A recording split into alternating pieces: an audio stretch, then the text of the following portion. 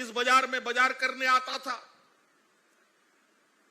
और आज देखिए किस तरीके से हम लोग यहां बैठ करके बाजार भी करते हैं और आज इतना भव्य आम सभा भी कितनी सुंदर तरीके से कर रहे हैं। कादा कीचड़ सब कुछ, यहां कोई ऐसा गंदगी नहीं था हमारे उन सरकार चलाने वालों को इतने दिनों तक नजर नहीं आया।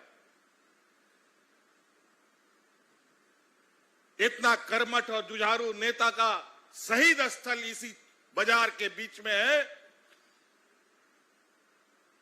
पता नहीं चलता था कि किस जगह इनका शहीद स्थल खोजना पड़ता था,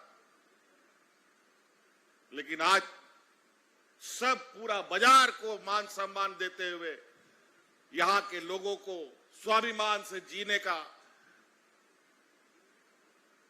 हम लोगों ने जो सोच रखा वो आपके सामने। क्या हमारा आदिवासी लोग हमेशा टूटा फूटा हालत में रहेगा, झोपड़ी नुमा घर पे रहेगा?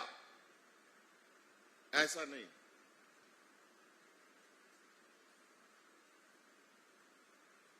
अभी पूरे देश के गरीबों को आवाज देने का हमारा केंद्र सरकार का घोषणा है, लेकिन बड़ा दुर्भाग्य की बात है कि आज भी हमारे राज्य में 8.5 लाख गरीबों को हम आवास नहीं दे पाए, क्योंकि केंद्र सरकार की जो हिस्सेदारी है वो हमें प्राप्त नहीं हुआ। उसने स्वीकृत नहीं किया, उसने हमारा गरीबों का आवेदन को स्वीकार नहीं किया। हम कई बार चिट्ठी पत्री भी किए, व्यक्तिगत रूप से जाके हमने अपनी बातें भी रखी। हमारा राज्य में गरीबों की संख्या बहुत है, तो हमें और घर की आवश्यकता है, और उनके रिकॉर्ड बुक में भी इन गरीबों की संख्या है, लेकिन इन लोगों ने हमें उसकी स्वीकृति नहीं दी।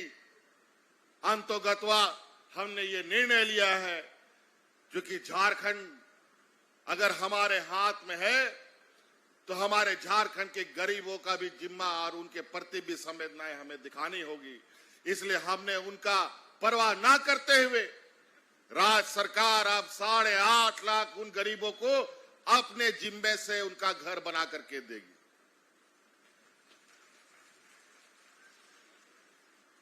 और वो भी 3 कमरा का घर बना के देंगे। जानवर रखने के लिए नहीं, आदमी रखने के लिए घर बना के देंगे, और उसका पूरा का पूरा खर्चा अब राज्य सरकार उठाएगी।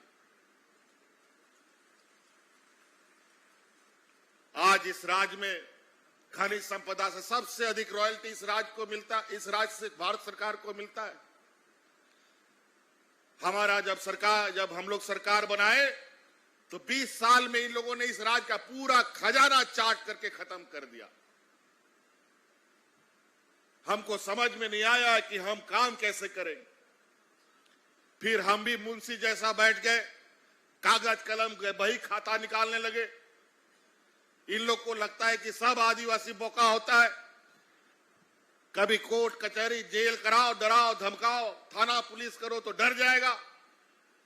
लेकिन उनको पता नहीं कि अब आदिवासी उतना मूर्ख नहीं है जो आप उनको उतना समझते हैं। आज देश में ये धीरे धीरे अपना जगह बना रहा है, और उसी के अनुरूप 5वीं अनुसूचित क्षेत्र का मात्र पहला आदिवासी मुख्यमंत्री आपके सामने खड़ा है।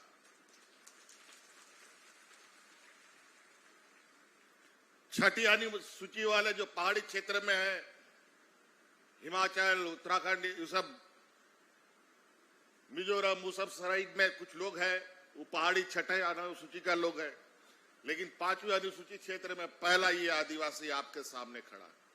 और इन लोग को कभी पसंद नहीं है कि आदिवासी, दलित, पिछड़ा कभी आगे बढ़े। इन्हीं का सरकार का हालत देख लीजिए। यही भाजपा वाला कमल छाप वाला लोग 20 साल चलाया सरकार।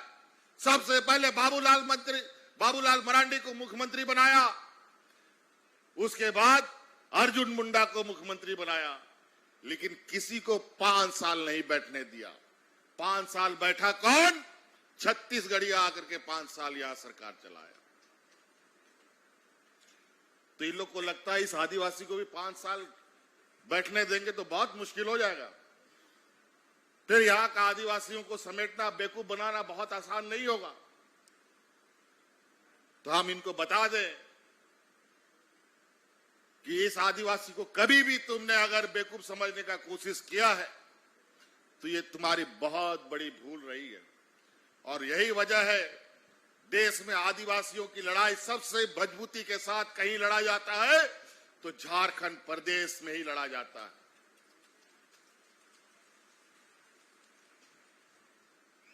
आज कई कानून, कई नियमों के वजह से हमें इतना तरीके से उलझा दिया है कि आज सरकार बनाने के बाद भी कई काम ऐसे हैं जो अभी हमें और करने की आवश्यकता थी, और तेजी से करने की जरूरत थी। लेकिन इतना इन लोगों ने 20 सालों में इस व्यवस्था में जंग लगा दिया। इन लोगों को तो हम लोगों ने सत्ता से बेदखल कर दिया, लेकिन सत्ता में कार्यपालिका वही हमेशा चलता रहता है जिसको कभी नहीं हटाया जा सकता है।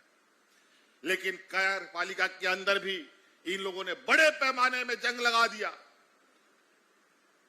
अब उस जंग को भी हटाने में थोड़ा वक्त लगेगा। लेकिन आज इन्हीं परिस्थितियों के बीच इतने बड़े पैमाने पर हम लोग गांव के बीच में, लोगों के बीच में पहुंचकर उनके दुख तकलीफों को सुनने का काम कर रहे हैं। कभी आप लोगों ने, बहुत सारा गांव का हमारा ऐसा लोग है जो कभी ब्लॉक ऑफिस नहीं देखा, कभी बीडीओ सीओ नहीं देखा, कभी डीसीएसपी नहीं देखा।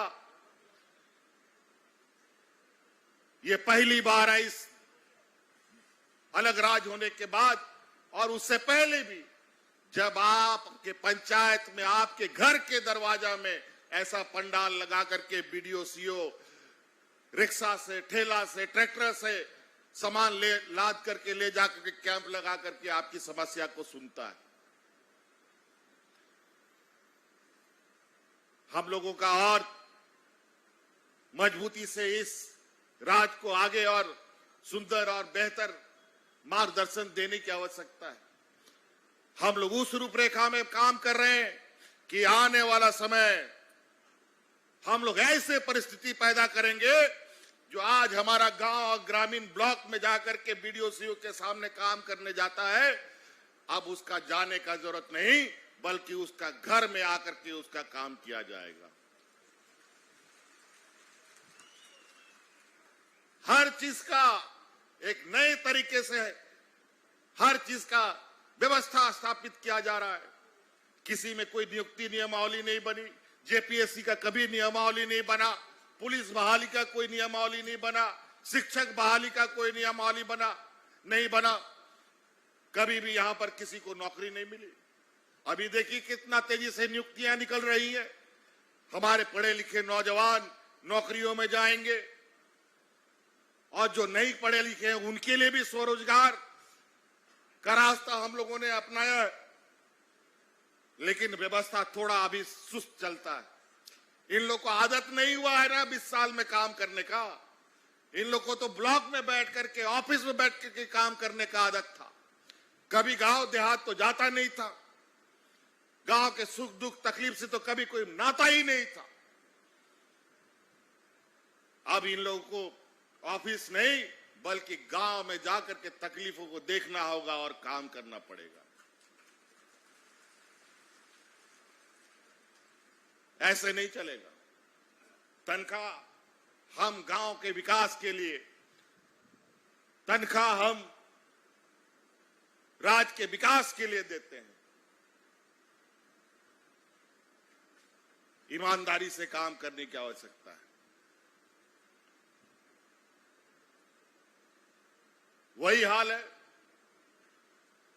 एक इतना मजबूत वृक्ष जो हमारे आंदोलनकारियों ने, हमारे दिसंगुरु शिबू सोरेन जी के नेतृत्व में हमें अलग राज मिला, झारखंड राज मिला। इस राज के तना में, जड़ में पानी डालने के बजाय इन बेईमानों ने दीमक डाल दिया, तो पेड़ आगे बढ़ेगा कहां से? जितनी दिन ताकत थी उतना दिन तक बेचारा हम लोग को छांव देता रहा।